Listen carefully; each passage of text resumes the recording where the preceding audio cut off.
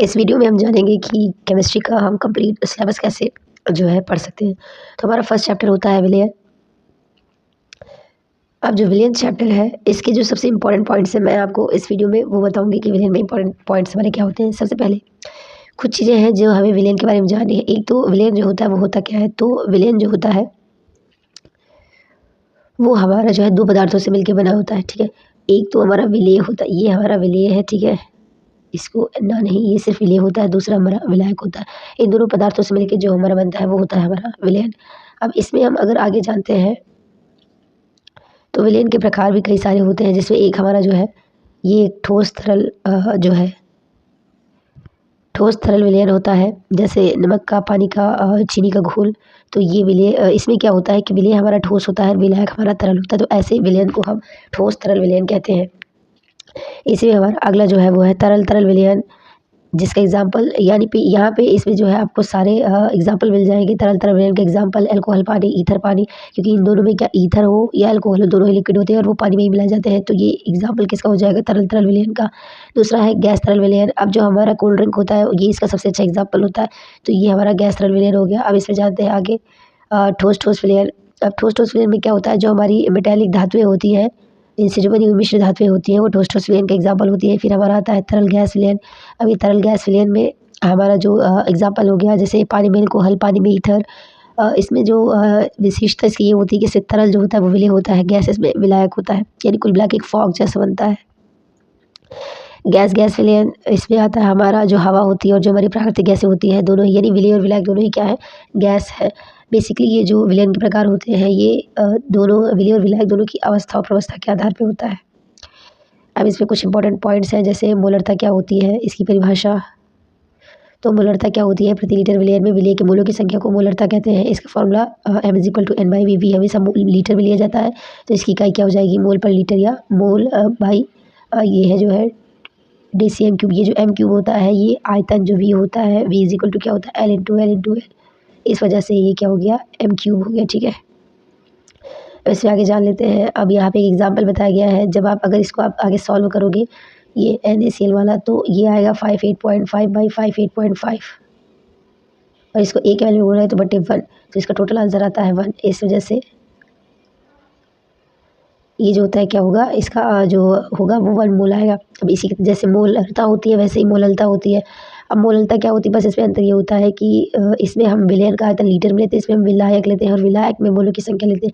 विलायक का बाहर किलोग्राम में लिया जाता है, इसलिए इसका जो इकाई होगी वो क्या हो जाएगी, मोल पर किलोग्राम।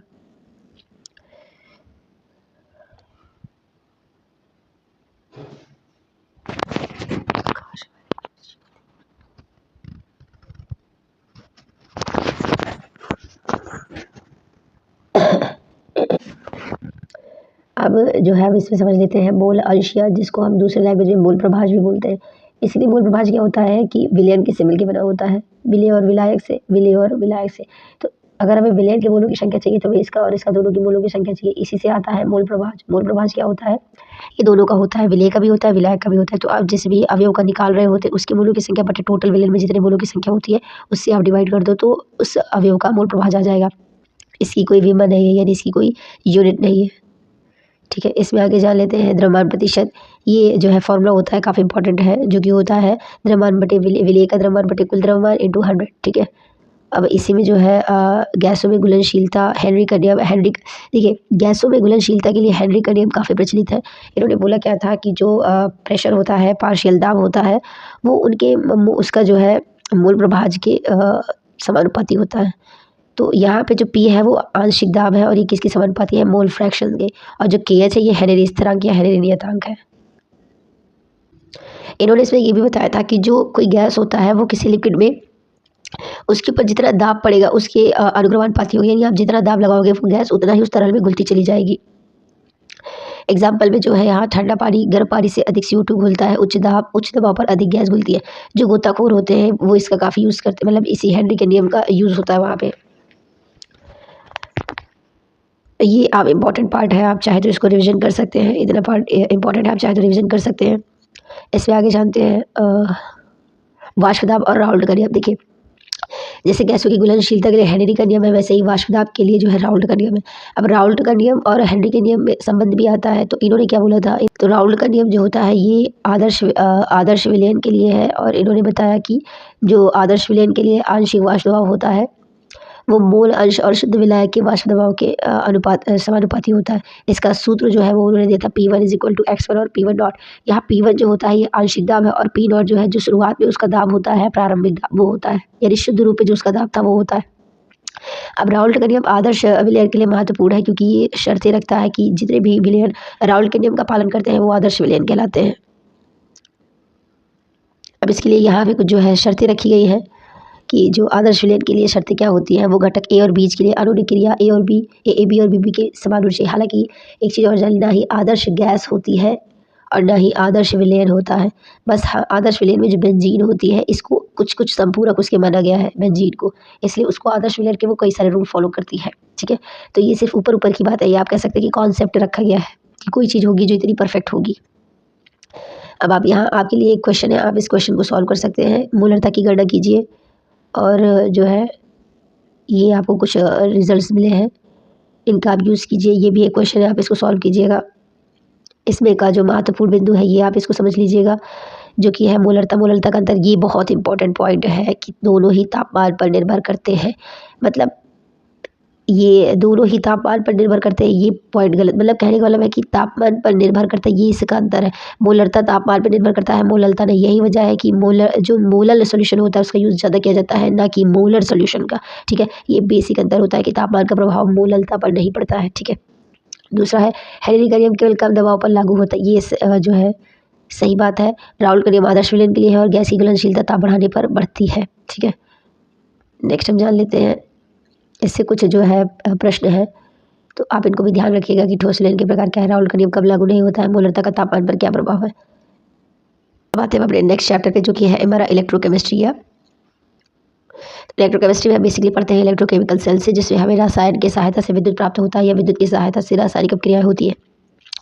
कोई भी सेल दो अर्धसेलों से मिलकर बनी होती है जो विद्युत चालक इलेक्ट्रोलाइट के माध्यम से जुड़ते हैं। अब इलेक्ट्रोलाइट क्या होते हैं, वो सभी सब्सटेंस जैसे ए और बी है, अगर इसको आप पानी में घोलिए तो A+ और B- में अगर ये चेंज हो जाता है तो ये क्या हो जाएगा, इलेक्ट्रोलाइट हो जाएगा। यहाँ पे विद्युत प्रवाहित होगी तभी ये होगा। ठीक है, तो ऐसे सोल्यूशंस को इनका जो है विद्युत का चालक कहते हैं और इन्हें वैद्युत अपघट्य कहते हैं।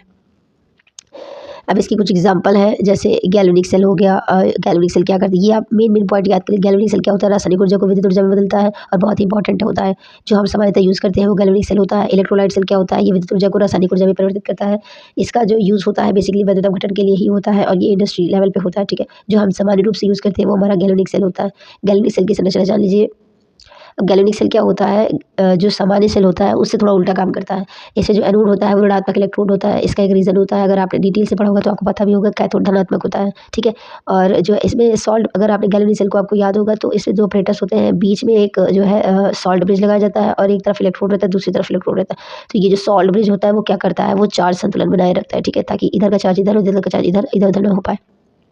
डैनियल सेल का जो सिंपल सा फॉर्मूला है वो क्या है, मतलब फॉर्मूला नहीं, इसको हम ऐसे प्रेजेंट करते हैं। ठीक है, जो प्रारंभिक डैनियल सेल बनाई गई थी वो यही थी, Z/Zn+2 Cu+2/Cu, यानी Zn जो होता है किस में चेंज होता है, Zn+2 में, और जो Cu+2 होता है वो किस में अपचयित होता है, Cu में। यहाँ पे देखिए Zn जो होता है +2 में जा रहा है, यानी ऑक्सीकरण संख्या बढ़ रही है तो इसका ऑक्सीकरण, और ये घट रहा है तो इसका अपचयन। अब हम जान लेते हैं सेल विभव क्या होता है, या ई सेल। देखिए ई सेल निकालने का सबसे सिंपल तरीका है, ई सेल होता है ई कैथोड माइनस एनोड, यानी कैथोड पे जो रिएक्शन हुई है उसका मानक अपचयन विभव निकालिए और उसको घटा दीजिए एनोड पे जिस एलिमेंट का अपचयन विभव हुआ है। तो मानक सेल विभव क्या होता है, E cell is equal to होता है ई नॉट, यानी ई नॉट कैथोड पे जो अपचयन विभव है और जो एनोड पे अपचयन विभव है, दोनों का अंतर क्या हो जाएगा, मानक सेल विभव। अब इसी में आते हैं नर्स समीकरण या नर्स इक्वेशन, जो कि बहुत इंपॉर्टेंट इक्वेशन है, जो कि होती है is equal to E not minus 0.0591/n into log Q। Log की जो होता है ये रिएक्शन कोएफिशिएंट होता है, और इसका जो ऑक्सीडेशन बाय रिडक्शन फार्मूला लगता है। ठीक है, C/D/A/B। ये बहुत ब्रीफली इसको एक्सप्लेन किया जाता है, और बाकी ये जो एन क्या होता है, जो इलेक्ट्रॉन ट्रांसफर होते हैं इधर उधर, उनकी ये नंबरिंग होती है।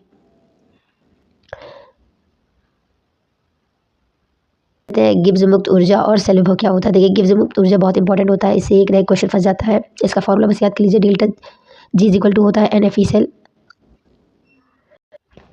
ये रहा आपका फैराडे स्थिरांक, और फैराडे स्थिरांक की जो है ये होती है वैल्यू। ई सेल जो आप निकालोगे कैथोड माइनस एनोड से, फैराडे का ये फॉर्मूला होता है। एन क्या होता है, जो ट्रांसफर होता है, जैसे +2 से 2 हो रहा है तो दोनों के बीच में वो 0 हो रहा है तो डिफरेंस कितना है 2, तो n क्या हो जाएगा 2, ठीक है। अब जान लेते हैं इलेक्ट्रोलिसिस क्या होता है। देखिए अगर इलेक्ट्रोलिसिस की हम परिभाषा की बात करेंगे तो ये होती है जो इलेक्ट्रोलाइट होते हैं, ये वैद्युत अपघट्य होते हैं, उनका आयनों में बदलना, यानी ए और बी अगर इलेक्ट्रोलाइट है तो इसका ए प्लस और बी माइनस में बदलना ही क्या होता है, इलेक्ट्रोलिसिस होता है, ठीक है। तो वही वो भी विद्युत की सहायता से। तो यहाँ पे जो ये वर्ड लिखा गया है, परिभाषा लिखी गई है, वो बेसिकली वही होती है। आप इसको अपने शब्दों में भी लिख सकते हैं कि वैद्युत अपघट्यों का वैद्युत द्वारा अपघटन करने पर उसका उसके आवेशों में बदलना या परिवर्तित होना इलेक्ट्रोलिसिस कहलाता है। अब इसके जो संबंध में फैराडे का नियम बहुत ही ज़्यादा इंपॉर्टेंट होता है। तो जो फैराडे का नियम था वो क्या था, इनका पहला जो रूल था वो था कि आप जितनी वैद्युत धारा प्रवाहित करोगे उतनी ही जो डिकम्पोजिशन होगा पदार्थों का उतना होगा, यानी जो निक्षेपण होगा उसी के अनुक्रमानुपाती रहेगा। यानी कि अगर आप विद्युत धारा की मात्रा ज़्यादा करते हो तो निक्षेपण भी ज़्यादा होगा, कम करते हो तो निक्षेपण कम होगा। कहाँ पे, जो इलेक्ट्रोड होते हैं बैटरी में, यहाँ पे। तो जैसे विद्युत धारा की मात्रा रहेगी वैसे उन पे निक्षेपण का मतलब होता है धातुओं का या पदार्थों का इकट्ठा होना। दूसरा रूल ये था कि मुक्त हुए पदार्थ की मात्रा रासायनिक समतुल्य का द्रव्यमान। अगर हम मान लेते हैं दोनों में ही समान प्रकार की वैद्युत धारा प्रवाहित की जाती है तो फिर क्या होगा, तो जो दूसरा उसमें ये था कि अगर ऐसा होता है, कोई ऐसा सिस्टम बनाते हैं जिसमें दोनों तरफ समान धारा प्रवाहित की जाती है, तो उसका जो तुल्यांकी भार होता है पदार्थ का वो उसके अनुक्रमानुपाती हो जाएगा। जिसका तुल्यांकी भार ज़्यादा होगा उसका निक्षेपण ज़्यादा होगा, जिसका तुल्यांकी भार कम होगा उसका निक्षेपण कम होगा। यहाँ जो है फैराडे के लिए कुछ सिंबल्स दिए गए हैं उनके रूल के लिए, आप उसको देख सकते हैं, आप उसको रिविजन कर सकते हैं। इलेक्ट्रोलिसिस के अनुप्रयोग क्या होते हैं ये आपका थोड़ा सा इंपॉर्टेंट हो सकता है, आप इसको समझ लीजिए। पहला तो धातु के शोधन में, ठीक है। दूसरा है धातु आवरण में, यानी अगर जैसे हमें संक्षारण के लिए किसी धातु को बचाना होता है तो हम उससे कम एक्टिव वाली धातु को लगा देते हैं, तो उसमें भी इसका यूज़ होता है। बैटरी निर्माण में होता है। इस चैप्टर के कुछ महत्वपूर्ण बिंदु हैं, आप इनको रिविजन कर सकते हैं, इनका एसेस ले सकते हैं। दूसरा है रासायनिक बलगत यानी जो हमारा नेक्स्ट चैप्टर है वो रासायनिक बलगत है, ये भी इंपॉर्टेंट चैप्टर माना जाता है। तो इसमें क्या होता है, इसमें जो है बोला गया है, जैसे मान लेते हैं एक रिएक्शन A+B और ये मिलके बनाता है C+D, ठीक है। तो आपको इतना पता होगा ये एक रेट के साथ रिएक्ट करती है, ये भी एक वेग के साथ रिएक्ट करती है। तो जब दोनों रिएक्शन का रेट क्या होता है, इक्वल हो जाता है, तो इस स्थिति में इसको रासायनिक जो है संतुलन या रासायनिक संतुलित कहते हैं। अब इसका जो है अब कुछ विशेषताएं होती हैं, जैसे अब क्रिया जारी रहती है लेकिन सांद्रता में कोई बदलाव नहीं होता, यानी सांद्रता क्या होती है, कांस्टेंट होती है। संतुलन किसी भी दिशा में स्थापित हो सकता है, संतुलन पर भी अपक्रिया होती रहती है, क्योंकि ये क्या होती है, डायनामिक होती है, यानी गतिक होती है, यानी रिएक्शन क्या होती है, इधर से इधर और इधर से इधर होती रहती है। इसमें संतुलन स्थिरांक आता है Kc/Kp। अब Kc/Kp कैसे निकालते हैं, अगर आपको पता हो, जैसे अभी मैंने बताया था A+B ये बनाते हैं, रिवर्सिबल का साइन लगाइए C और D। तो Kc जो Kp आपका होता है, Kc जो होता है यानी C जो होता है यहाँ कंसंट्रेशन यानी सांद्रता को दिखाता है। तो इसमें क्या हो जाता है, अगर अपक्रिया में जो सांद्रता आई है यानी प्रोडक्ट C और D बटे जो पश्चक्रिया यानी पीछे को जो रिएक्शन हुई है इधर को, इसलिए इधर को जो रिएक्शन, अगर मतलब इधर को जो रिएक्शन करके बना है और पश्चक्रिया में जो इधर बना, तो A+B की सांद्रता, ठीक है। तो जो सांद्रता आई है इन दोनों का अनुपात क्या हो जाएगा, Kc। Kp में सेम चीज़ ही होती है, अगर अपक्रिया यानी C और D पे जो पार्शियल प्रेशर लगेगा उसका मल्टीप्लाई गुणांक गुण, और इसका A और B का दोनों का अनुपात क्या हो जाएगा, Kp। अब इसी में Kp और Kc में जो संबंध है वो जान लेते हैं। तो Kp Kc में संबंध क्या होता है, Kp बराबर होता है Kc इंटू RT की पावर, ये जो कैप लगा होता है इसका मतलब होता है पावर, और डेल्टा N, ठीक है। N क्या होता है, नंबर ऑफ मोल्स। इसी में एक इंपॉर्टेंट आता है ला शातेलिय का नियम, इन्होंने क्या बोला था इसको पहले जो है जान लेते हैं। तो इनके अनुसार क्या था, यदि संतुलन पर स्थित किसी निकाय में कोई परिवर्तन किया जाए तो वह निकाय अपने संतुलन को पुनः स्थापित करने के लिए विपरीत दिशा में प्रभावित होगी। कहने का मतलब है, मान लेते हैं A और B मिलके क्या बना रहे हैं, C और D, ठीक है। और ये दोनों क्या है, इक्विलिब्रियम में है, यानी दोनों तरफ का वेग क्या है, समान तरफ से चल रहा है, यानी जिस रेट से इधर को बना रहा है वो इस रेट से इधर को इधर बना रहा है। ला शातेलिय ने क्या बताया था कि अगर मान लेते हैं हम A और B की कंसंट्रेशन में चेंज करते हैं तो C और D अभी इसके साथ इक्विलिब्रियम में थे, यानी दोनों तरफ बराबर हो रहा था। तो अब जब A और B में आप चेंज करोगे तो ये रिएक्शन वापस से इधर को तेजी से होने लगेगी, ताकि तब तक जब तक दोनों तरफ बराबर न हो जाए। जैसे ही दोनों बराबर होंगे दोनों किस में आ जाएंगे, इक्विलिब्रियम में आ जाएंगे, यानी जो है रासायनिक साम्यावस्था में आ जाएंगे, ठीक है। तो ला शातेलिय नियम इसी के लिए है। अब इनके जो है कुछ प्रभाव हैं उनको जान लेते हैं। परिवर्तन के प्रभाव, सांद्रता में परिवर्तन करने से संतुलन बदल जाता है, गैस सेम चीज़ है कि जिधर भी आप करोगे वो वैसा चेंज हो जाएगा, ठीक है। आगे हम जान लेते हैं जो है संतुलन का समीकरण, ये सब जो भी मैंने आपको बताया था वही है, आप इसको जो है आप ऐसे रिविजन कर सकते हो। तो कुछ प्रश्नों से जुड़े हुए आप इनका यूज़ कर सकते हो, ठीक है। अब इसमें जान लेते हैं जो है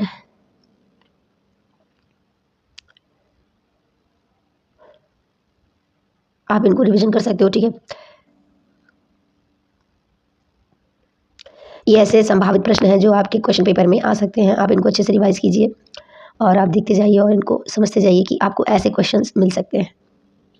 और आपको याद करने के लिए क्या ज़रूरी है, ये देखिए अभी मैंने आपको बताया था कि जो फ़ॉर्मूला होता है केपीकेसी और डेल्टा जी का, यानी गिब्स ऊर्जा का, ये बहुत इंपॉर्टेंट होता है।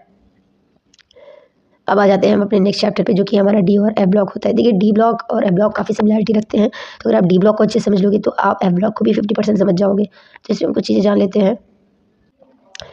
अब यहाँ पे हम देखिए जान लेते हैं डी और एफ ब्लॉक। तो देखिए इससे पहली परिभाषा ये होती है कि जिन तत्व का जो परमाणु धातु है डी कोश के निर्माण की प्रक्रिया अधूरी होती है। कहने का मतलब ये होता है कि ऐसे तत्व जिनका अंतिम इलेक्ट्रॉन किस में जाए, डी ब्लॉक में जाए, वो डी ब्लॉक के तत्व कहलाते हैं। एफ ब्लॉक में जाए तो एफ ब्लॉक के तत्व कहलाते हैं। ठीक है, अब इसमें कुछ मुख्य विशेषताएं होती हैं। आप यहीं से समझ सकते हैं कि जो आपका डी ब्लॉक होता है वो बेसिकली है क्या। पहले ये होता है कि इसमें जो इलेक्ट्रॉनिक विन्यास होता है वो n-1 d-1 to 10 होता है। इसका रीज़न क्या होता है, n-1 ये बताता है कि जैसे अगर आपने देखा होगा 3d और 4s का, तो इसमें क्या होता है, n आपका 4 है और 3 है। अब इसमें क्या होता है, 4s के बाद ही d फिल होता है, तो इसका मतलब 4-1 उसके बाद डी आएगा, सेम n-1 वो ये उसी से आया है। ठीक है, दूसरा ये होता है कि रंगीन यौगिक बनाते हैं, जैसे कॉपर होता है वो ब्लू कलर देता है, Fe जो होता है वो कहीं कहीं ग्रीन, Fe का एक आयन ग्रीन देता है और एक आयन रेड देता है।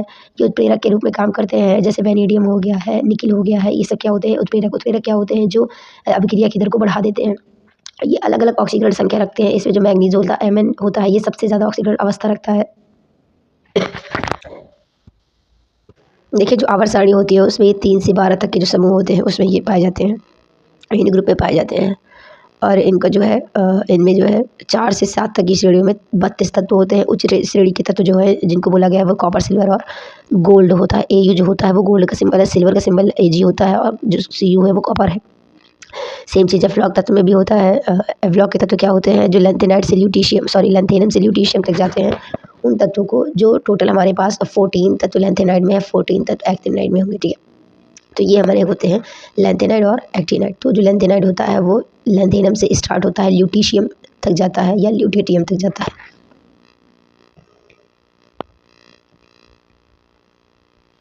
इसका सामान्य इलेक्ट्रॉनिक विन्यास सेम वैसा ही होता है। यानी अब जो डी वाले होते हैं इनको संक्रमण तत्व कहा जाता है, तो एफ वालों को अंतर संक्रमण, यानी ये और अंदर से फिल होते हैं। ठीक है, लैंथेनाइड इसमें से जो इंपॉर्टेंट पॉइंट है वो है लैंथेनाइड संकुचन, यानी जो सामूहिक रूप से परमाणु त्रिज्या में 1 से 14 तक, मतलब अगर आप पहले तत्व से 14वें तत्व तक जाएंगे तो जो सामूहिक रूप से कमी आएगी वो परमाणु त्रिज्या में, उसी को बोलते हैं लैंथेनाइड या एक्टिनाइड संकुचन। जो असामान्य गुण दिखाते हैं वो सीरियम, EU और YB है। ठीक है, अब इसमें जो स्थिर ऑक्सीकरण संख्या है वो +3 होती है, जो कि सबसे ज़्यादा कॉमनली ऑलमोस्ट सभी तत्व लैंथेनाइड के दिखाते हैं। अब लैंथेनाइड वाले जो होते हैं वो 4F से स्टार्ट होते हैं। ठीक है, और जो एक्टिनाइड वाले होते हैं वो 5F से स्टार्ट होते हैं।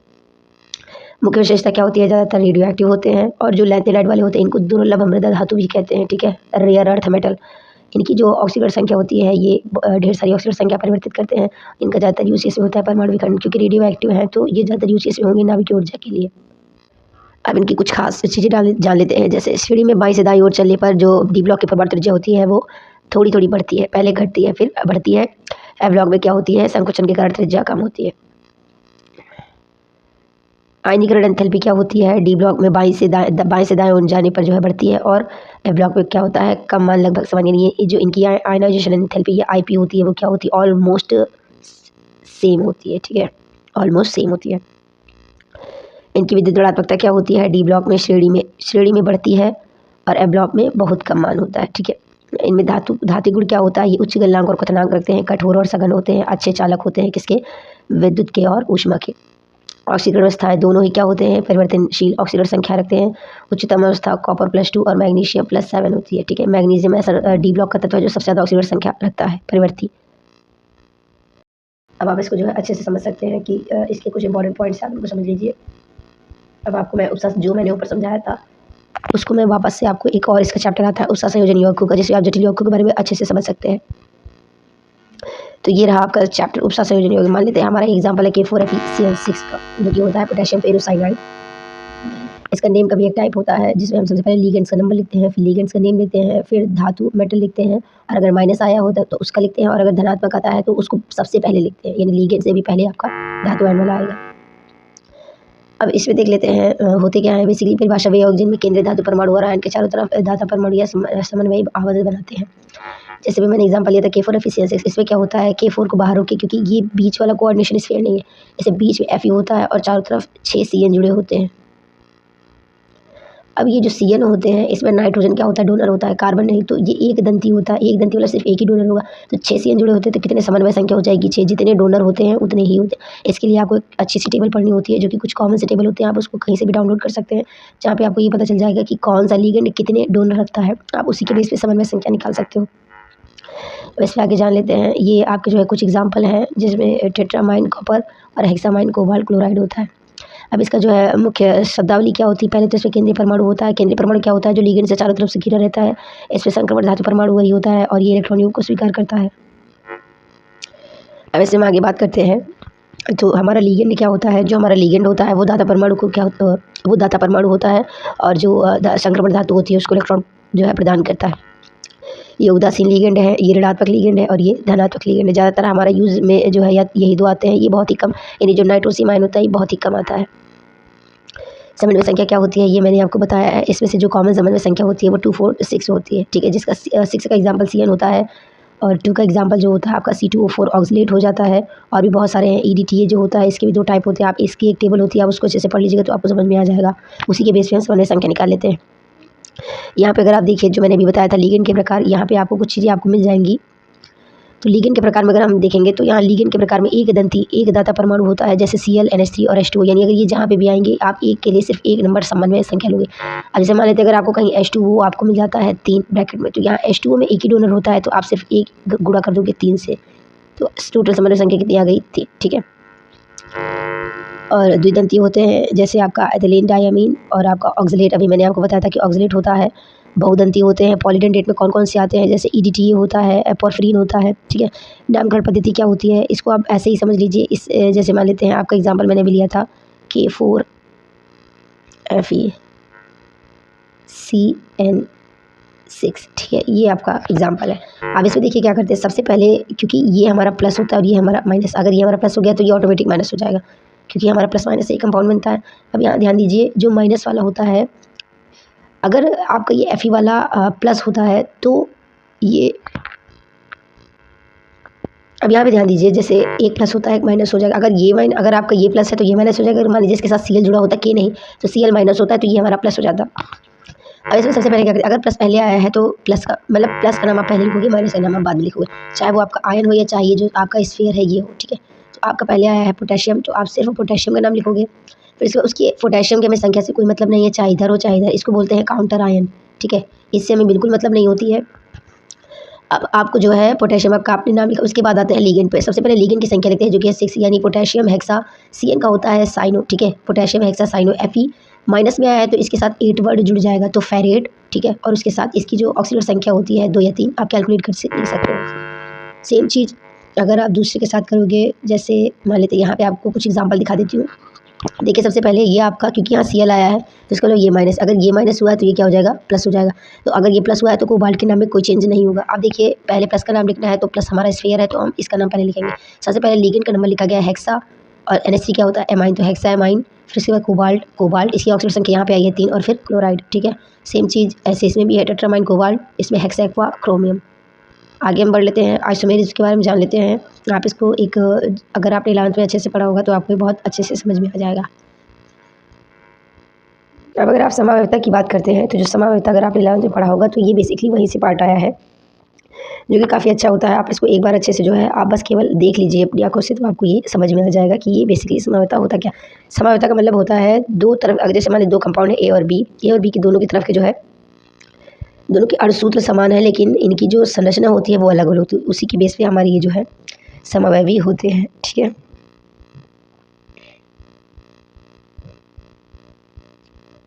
अब इसमें ये वाला जो फार्मूला होता है ये काफ़ी इंपॉर्टेंट फार्मूला है, आप इसको अच्छे से देख लीजिएगा। ये फार्मूले जो होता है, इस फार्मूले से काफ़ी बार क्वेश्चंस आते हैं, ठीक है, इससे काफ़ी बार आपका क्वेश्चन आया है। आगे से देख लेते हैं, ये देखिए, ये जो है आपके एग्जांपल्स हैं, इनका एग्जांपल MCQ बेस पे होता है, तो आप इनके फार्मूले आप अच्छे से याद कर लीजिए।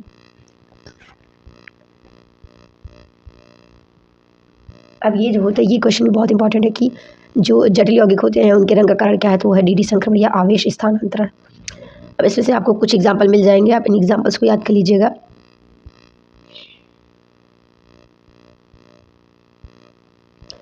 यहाँ पे आप इनको याद कर सकते हैं जो एमसीक्यू बेस पे आते हैं।